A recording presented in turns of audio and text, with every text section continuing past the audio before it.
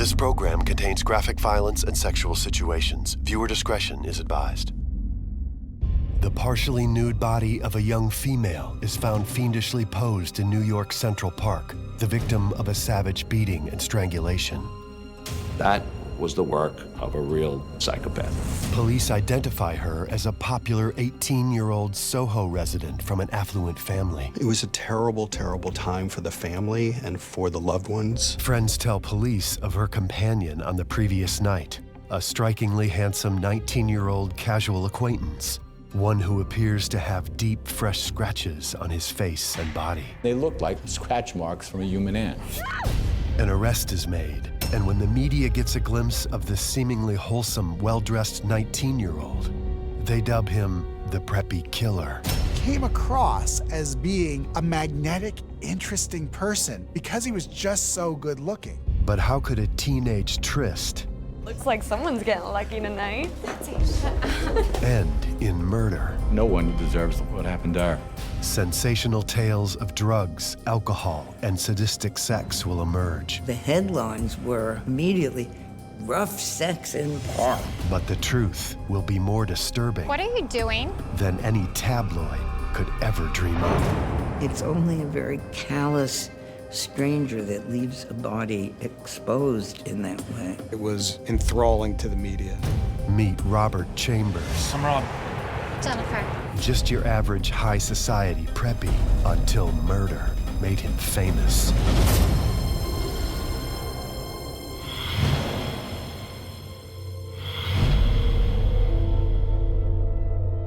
Dawn, August 26th, 1986.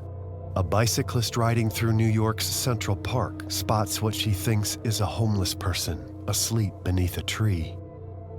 As she looks closer, the cyclist sees the shape of a young, half-naked woman. Clothing from her upper body has been pushed up to her neck, and her skirt is pulled up around her waist. Cuts and bruises cover her exposed skin.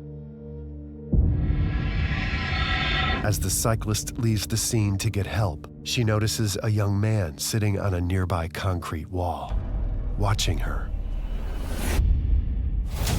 The brutal 1986 slaying of 18-year-old Jennifer Levin was a tragedy resulting from a perfect storm of sex, money, and drugs. It is also a mystery debated to this day. The speculation surrounding Levin's death fueled a news media frenzy and spawned books, movies, episodic television, and even pop songs. While various theories into her death still remain, the one undisputed fact is that the life of young Jennifer Levin was appallingly cut short by Robert Chambers. But why did he do it? The future preppy killer is raised in a modest household by his mother, an Irish immigrant who works as a private nurse for John F. Kennedy Jr. His mother, who was very ambitious for him, wanted to put him in the same private school, same grade school that Joran had gone to. Working for New York's elite pays dividends to Mrs. Chambers. Avoiding hefty tuitions, she is able to use scholarships to get Robert into higher-level prep schools. What she was doing was placing him amongst people that he couldn't compete with, even be equal to. Robert Chambers was different than the wealthy kids around him. He envied them and their lavish lifestyles. You could see that in him. I think there was a desire to have more. But wherever he went, he messed up completely. After getting kicked out of one semester of college, he moves back home in 1986. Jobless, but with an acquired taste for wealth and social status, Robert uses his best asset to fit in with the young Manhattan elite. Robert Chambers looked like he could have been a long-lost Kennedy. He's tall, he's athletic, he's well-built, he has blue eyes, perfect hair, nice teeth. If he had just taken his good looks and some charm school lessons, he could have walked into any office in the city and he would have been running it within a couple of years. Robert also acquires a taste for the drug of choice at the time, cocaine. He looked on the outside like a Kennedy, but he acted totally different. Robert begins to burglarize homes for easy money. He morphed into a full-time thief because of his constant need for addiction. He needed the drugs and he needed the money. In June of 1986, Robert Chambers is at a bar on Manhattan's wealthy Upper East Side, popular with local students, Dorian's Red Hand. It was a place where all these rich kids would come in, all underage. Dorian's is ripe for the rich, good-looking, and anyone under the legal drinking age with a credit card and a fake ID. They had almost unlimited money because it wasn't theirs, it was mom and dad's money. Also in attendance is 18-year-old Jennifer Levin. Jennifer Levin was voted best looking in high school. She was cute, she was vivacious, she was bubbly, she was outgoing, so she really stood out. She had the whole world in front of her, you know? Give me a minute. So what was that all about? Did you see that guy I was talking to? Yeah. He said he thought you were the most beautiful girl he's ever seen. Shut up. Swear to God. She'd heard about this Robert Chambers. She'd seen him at parties. He had looked the other way. He wasn't interested in her. He wants to talk to you. Now? He said his girlfriend's friends are here. He wants to talk to you outside.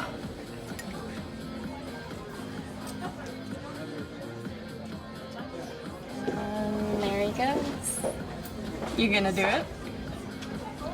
What the hell? Yes. She was all over the fact that, you know, he was paying any attention to her at all, even though he had some other girlfriend at the time. It's just the way those kids were. Outside of Dorian's, Jennifer Levin meets the man who would ultimately take her life. Hi, Hi, I'm Rob. Jennifer. Robert and Jennifer meet, and instantly there's a connection. I hope you don't think it's too forward of me. Came outside, didn't I? They sit there and talk for hours. It almost looked like the beginning of a beautiful relationship. A few weeks later, Robert and Jennifer meet again, and this time they take things a little further. You know, I usually don't kiss until the third date. Oh yeah, me either.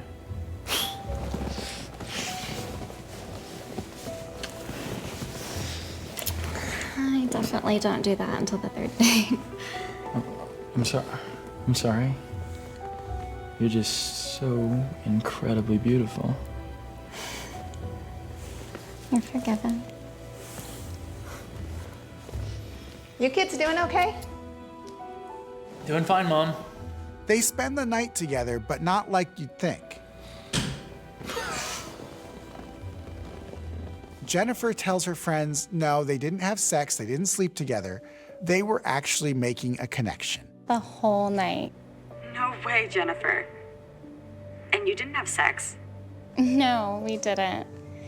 He didn't pressure me into doing anything I didn't want to do. He was a total gentleman.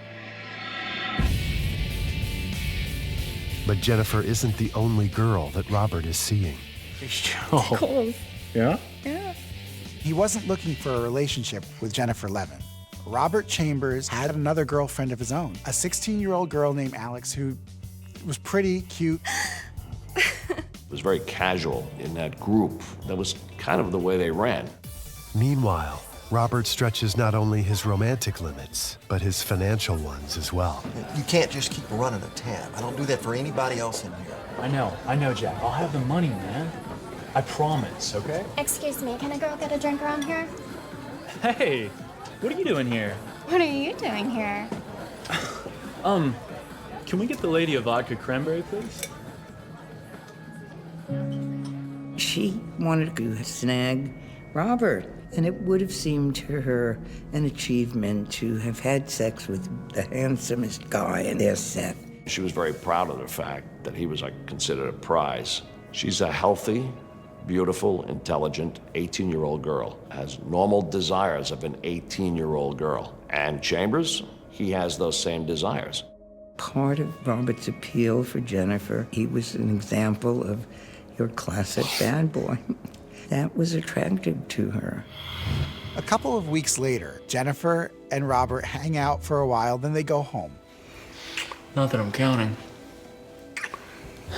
But isn't this the third date? I don't know that you can count the night we met as a first date. Oh, damn. Then again, math wasn't always my best subject. And yes, this is the time that they have sex for the first time. They're becoming men and women. They happen to like each other. They get together. So they sleep together.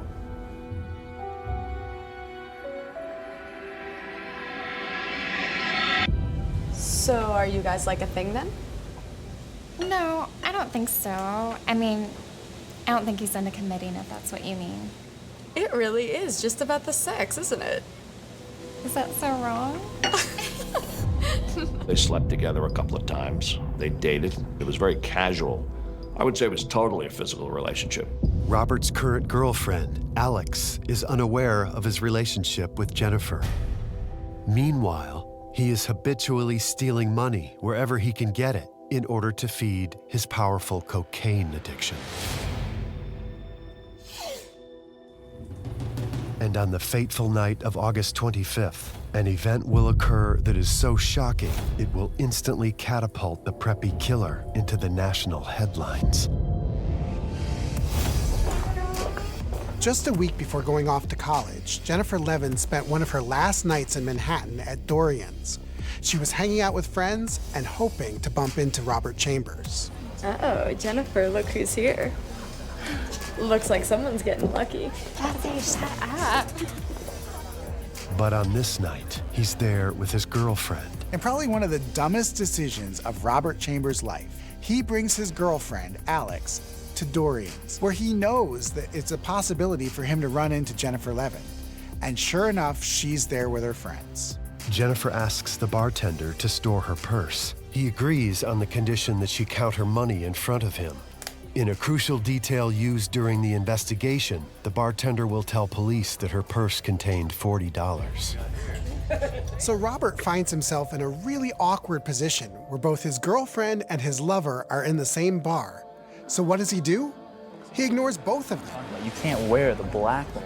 Hi. Hi. Anyways, like Robert Chambers was with some friends and sitting at a table. She goes over and starts talking to him, and he ignores her. He doesn't seem to want to have anything to do with her. She's upset at his lack of interest in her and is determined that she's going to be the one who walks off with him. After an hour of drinking, things begin to escalate. You're a jerk, you know that? What? You've been ignoring me for over an hour. This is supposed to be a date. Will you lower your damn voice, please? No, I'm not gonna lower my voice. You're drunk. You're drunk. I am not drunk. And stop with it. Hey. I just wanted to let you know the sex we had the other night was the best sex I've ever had in my life. Here. She has condoms in her hand, and when he doesn't want to pay attention to her, she throws them at him. You're gonna want somebody else tonight because you're sure not getting this. Alec, What's up, pervert? I really wish you wouldn't have said that, Jennifer. Why? Because you embarrassed me. That's why. Well, I'm sorry. It's just, I thought you would be happy to see me.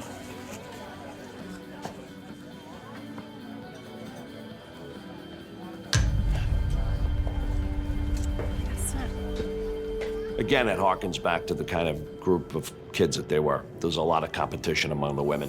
She was competitive. She wanted him, and she did not want this other girl to get him. And then Jennifer just waits.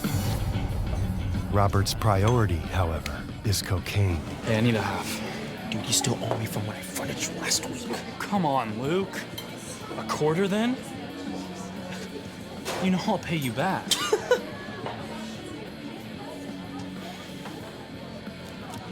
That's it. No more charity, and you owe me big time. Even in his own confession to me, he told me that he drank an incredible amount of booze, marijuana, cocaine. It's like a lethal combination.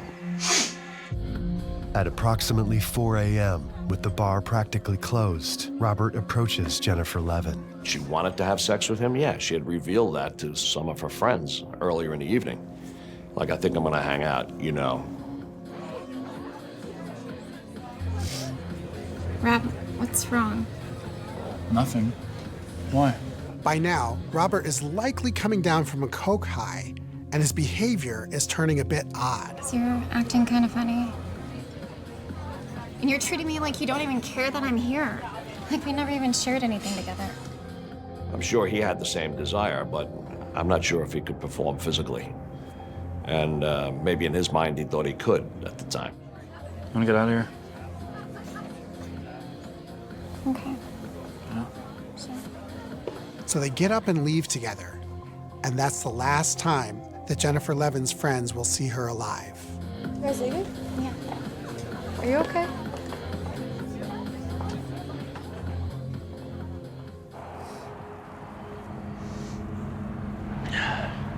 You don't need blow, do you? No, sorry. Oh, that's cool. Rob, if you'd rather, No. It's all good. I can go back. Betsy can give me a ride. No, hey. I want to be with you, okay? To some people, it was shocking. They went to Central Park to have sex. It was August, so it wasn't that unusual, okay? So they went to the park. In the early morning hours of August 26, 1986, Robert Chambers and Jennifer Levin make their way into Central Park. It is the last time that Jennifer Levin will be seen alive.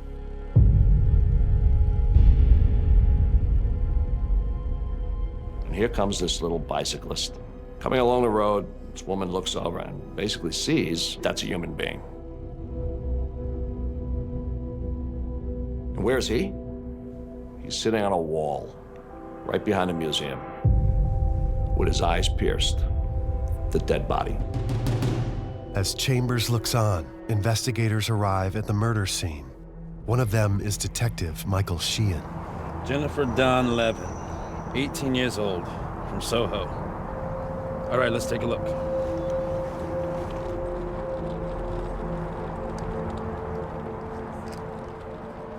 She's half naked. You know, her breasts are exposed. Her genitals are exposed because their skirts hiked up. And her legs are spread. And the initial feeling of the first detectives who got to the scene, this was a victim of a rape. In retrospect, even when I looked at it, it was a classic organized crime scene where the killer wants the person who finds the body to the naked eye to go, oh my God, that poor girl was raped. When in fact, we know she wasn't.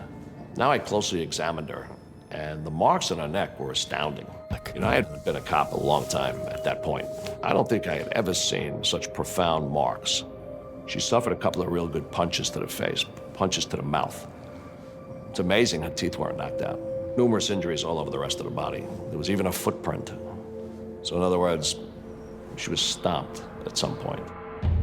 And we later find a lot of the belongings from her pocketbook strewn in a path right to where she's found. Initially, investigators don't know exactly what happened. They find her purse, they find her panties about 50 yards away.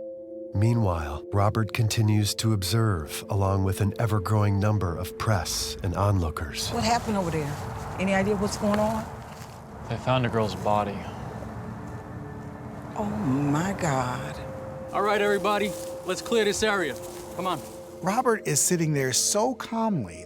He doesn't leave the scene until police clear the area and ask him to leave. And then he goes home and takes a nap.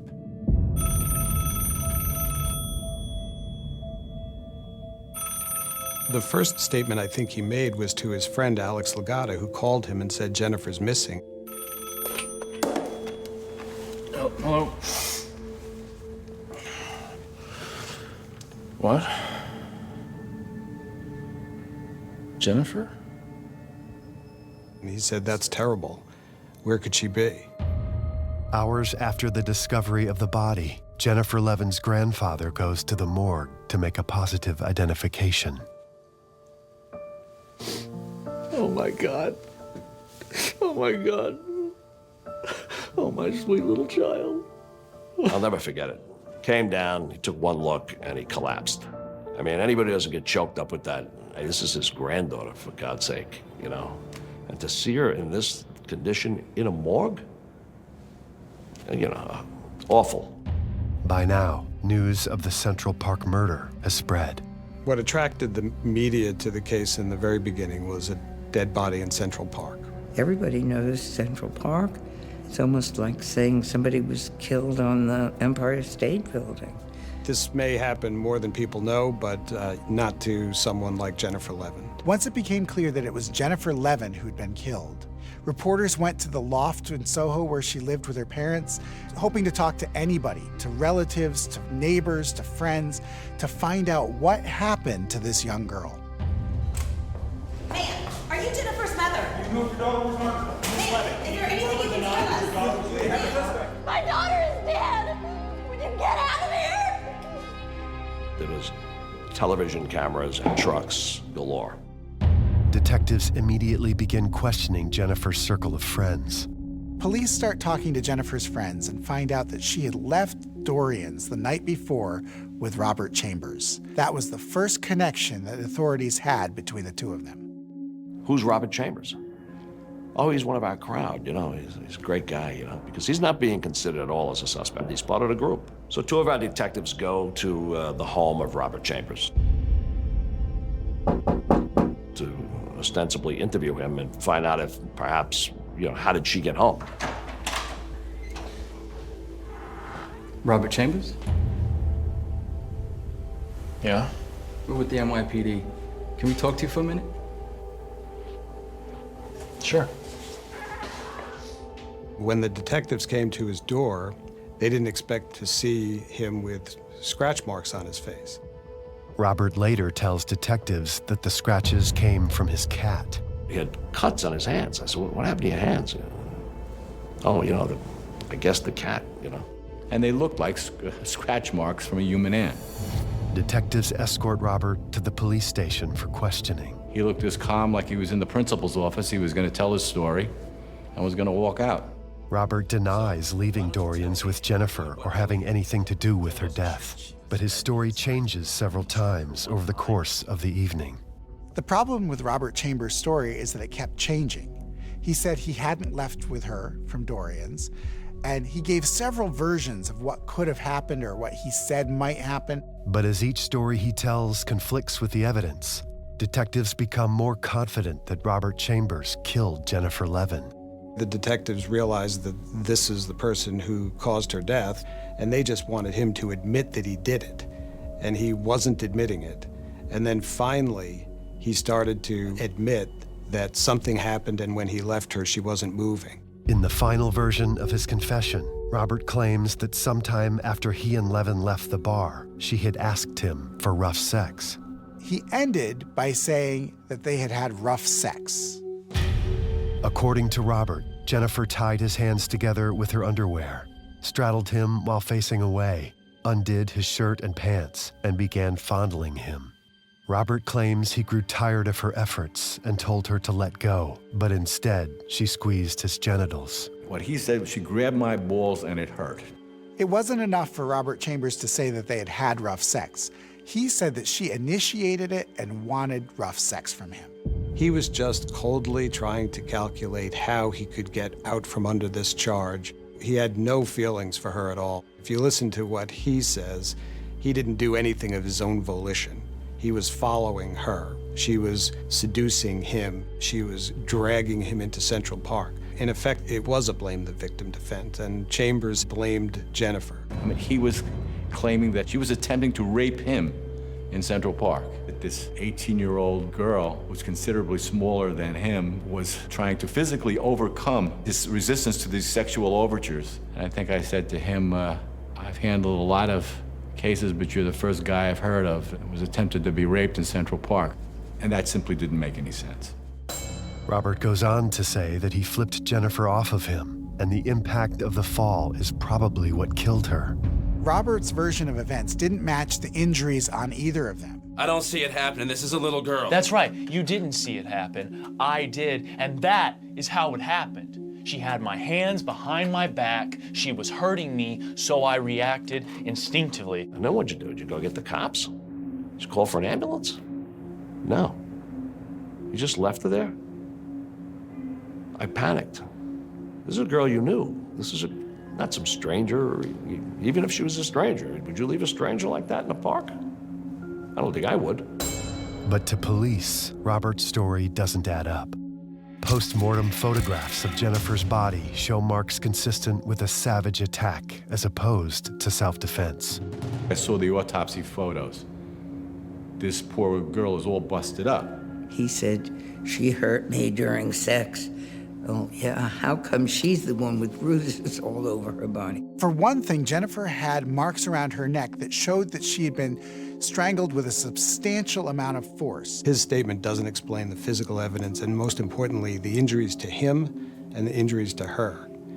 In fact, one injury that he had was a broken right hand. During the video, I kept nudging Steve. So look at his hand. If you see the video of the confession, he's constantly rubbing his hand. In the video, if you had a time lapse, it almost looks like it comes from like a silk glove to Yogi Berra's catcher's mitt. You know, this is way more than a struggle and an accident. The bruises, scratches, and bite marks seen in Jennifer's autopsy, coupled with the wounds on Robert, tell a different story than the tall tale Robert is pitching. Detectives aren't buying it. None of his story made sense, and they arrest him and charge him with murder. But when the press gets word of Robert's tale of rough sex and self-defense, it becomes perfect fodder for tabloid headlines. The idea of these two very good-looking people possibly having rough sex was all that the tabloids needed. The headlines were immediately, rough sex in park, and that stimulated everybody's imagination. Rough sex in park, oh, I wonder what that was. And they kept repeating that. Then the whole story about who her friends were and who his friends were, and the fact that they were in a very popular bar before that, I think it was enthralling to the media. Late Monday night, they met again here at Dorian's, a popular hangout for wealthy prep school students. Police say the two left together around 4:30 Tuesday morning. In a world of prep schools, money, fashion, and social cliques, Robert Chambers is dubbed the preppy killer by the media. Robert Chambers became known as the preppy killer, and he was on all the tabloids and all the magazines and all the news shows. The idea of rich young people getting into some kind of murder case, that was so enticing. It had all the ingredients.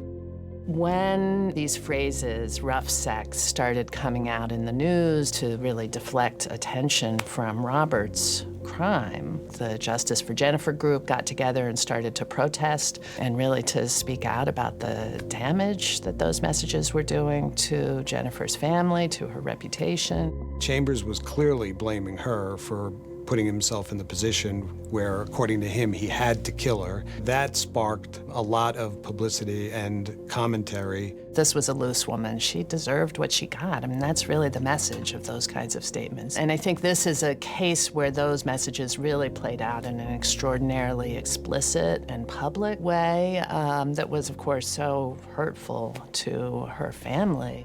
In preparing for trial, Robert Chambers enlists the services of high-profile defense attorney Jack Littman. Chambers hiring Jack Littman caused more publicity, and whether or not Littman was going to have a blame the victim defense. Now you've got a high-priced, excellent, intelligent, very aggressive defense attorney who knows his business, who was in the Manhattan DA's office homicide unit for many years before he went out to be a defense attorney. He was thinking that he could get over this case by claiming that he had accidentally killed her. And that's what he ended up saying on the videotape. In January of 1988, almost 2 years after the murder of Jennifer Levin, the highly anticipated trial of the preppy killer begins. The strategy of Robert's defense team is to effectively put the deceased victim, Jennifer Levin, on trial. But would that strategy succeed? Did Jennifer Levin deserve to die?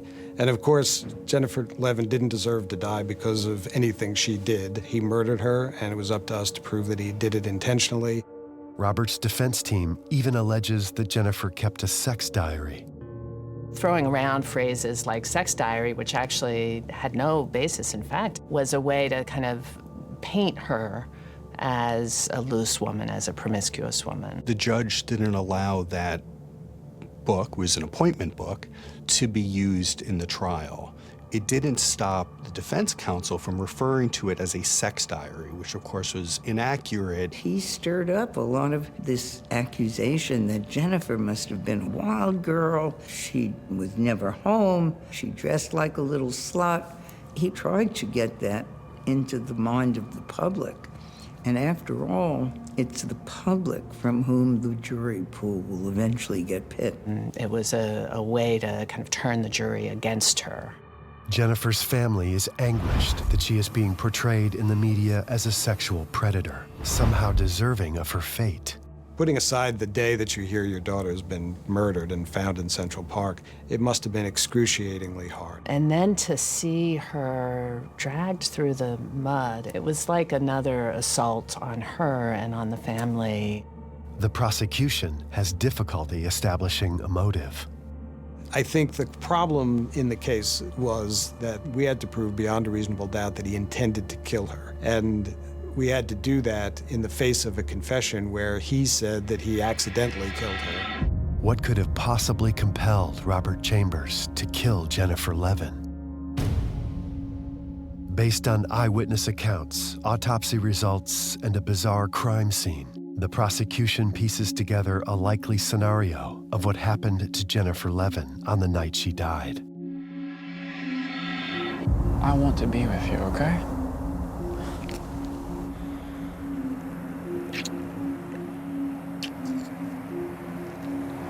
Oh, that's better. Well, there is something I have to do. What? Pee. I'm sorry. I should have come back at Dorian's. Here, let's cut through the park. We knew that she had drank a lot of water from talking to her friends, and she had to urinate. I'll just wait over there, yeah? Yeah, okay. Take my stuff, will you? Okay. Yeah. With Jennifer's purse in his hand, Robert begins to peruse its contents. He's rifling to see what he can steal out of her bag. She had $40 left in her bag. And how do we know that? The bartender at Dorian's.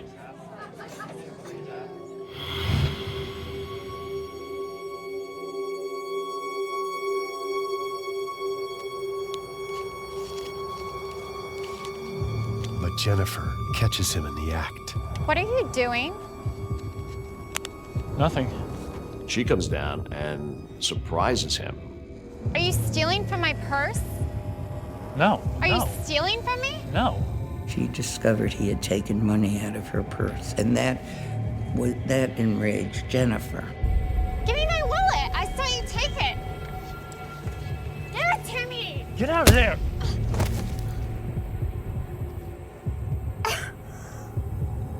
Oh my God, what is wrong with you? I'm sorry. Get away from me! I'm sorry. I'm sorry. I'm sorry. I'm getting out of here. Where are you going? Give me my wallet.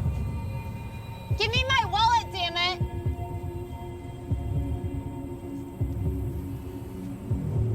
How dare you? Do your friends know that you're a freaking thief who hits girls and steals their money? Where are you going? I'm going back to Joran. I'm not going anywhere. She confronted him, and she threatened to go back to Dorian's and tell the whole crowd about what a bad guy he was. And he just lost control.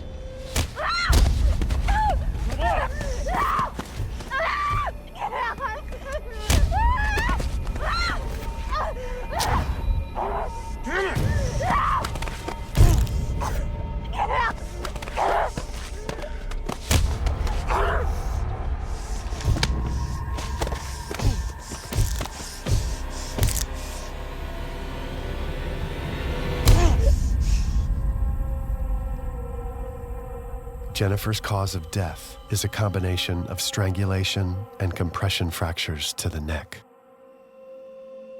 She fought like a wildcat.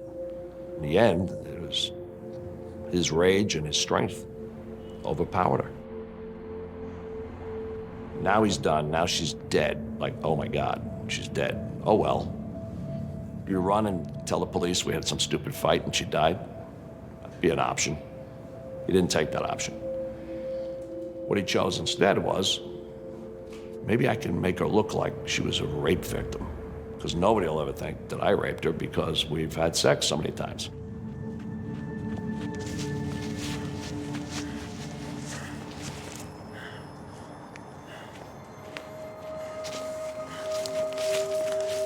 We also know that after he killed her, that he would remove the earrings and the rings, any kind of jewelry she had. Hikes the skirt. He spreads the legs. Hikes the brassiere and the blouse to expose her breasts.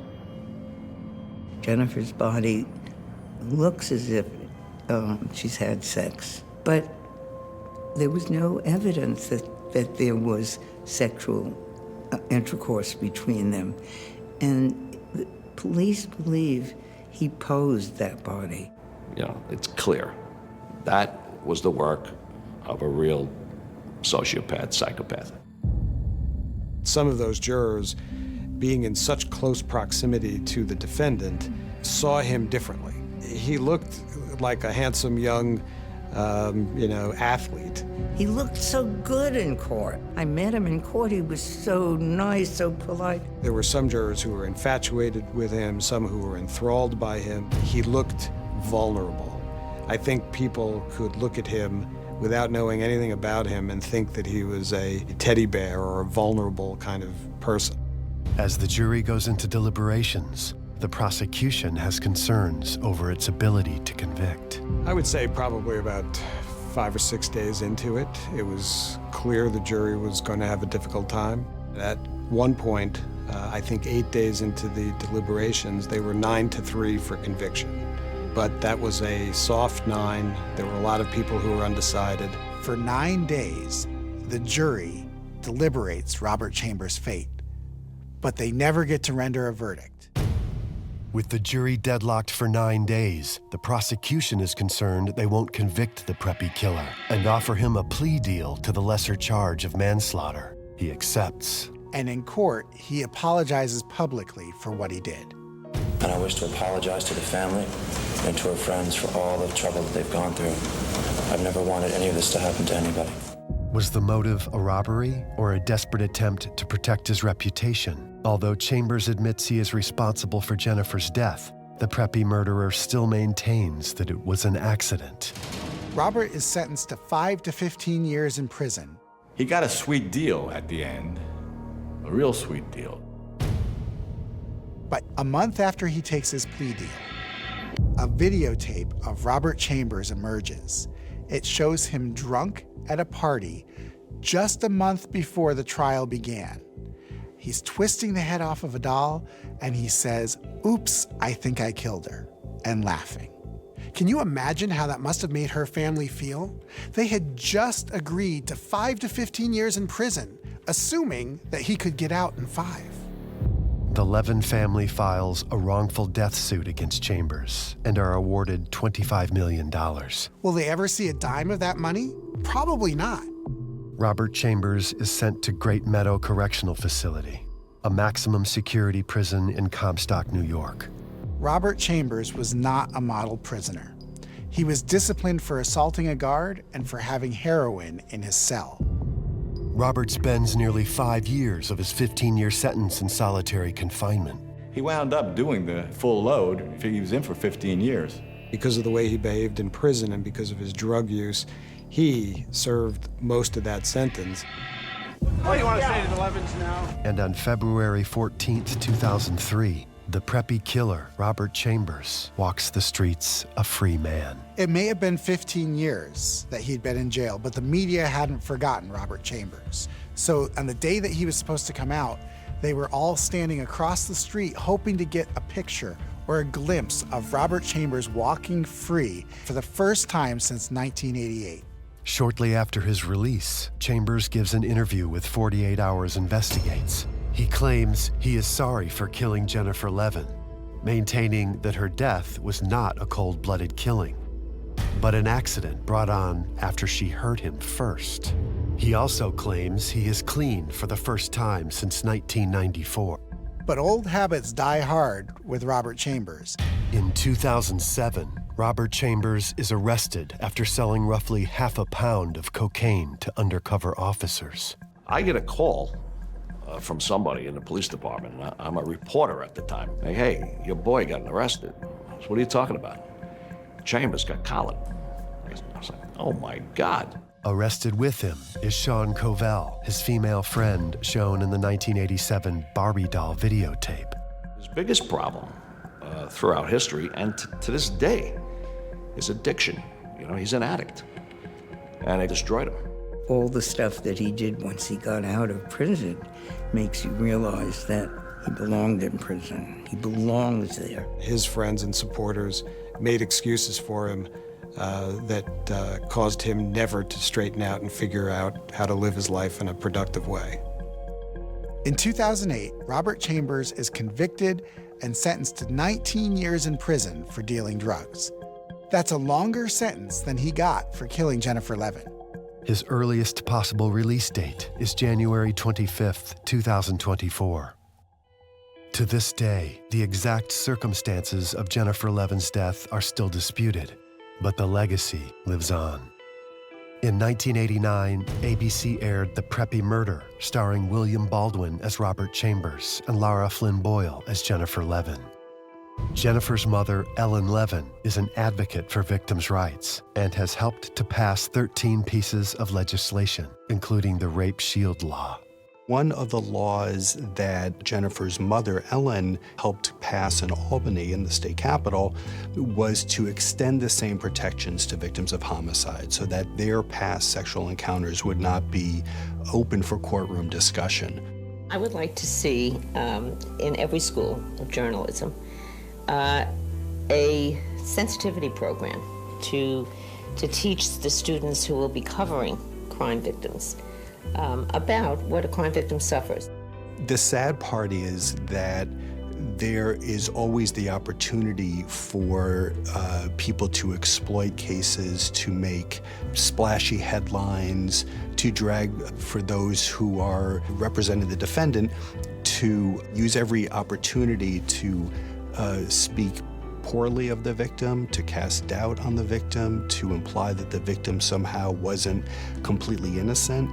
Those dynamics, sadly, haven't changed. Chambers was a killer, and you could see that in the way he talked about the case. When you've taken many videotape confessions from people who have killed, you see the ones who did it out of passion or an accident, and you see the ones who have that personality that allows them to kill people, and he fit that personality. He was compassionless, remorseless.